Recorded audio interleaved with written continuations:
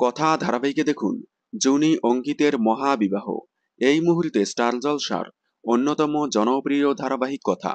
ধারাবাহিকটি TRP তালিকায় প্রত্যেক সপ্তাহেই দুর্দান্ত টিআরপি দিয়ে চ্যানেল টপার হয়ে আসছে। এছাড়াও প্রত্যেক সপ্তাহে বাংলার সেরা তিনে অবস্থান করে কথা।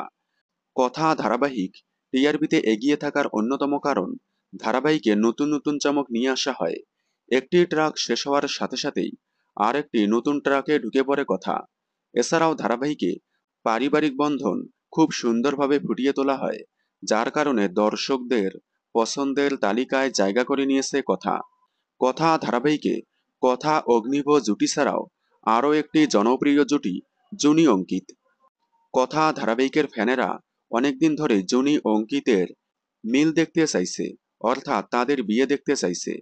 এবার হয়তো জুনি অঙ্কিতের বিয়ে হতে চলেছে, কারণ সম্প্রতি অঙ্কিত জুনিকে বিয়ে করার ইঙ্গিত দেয়।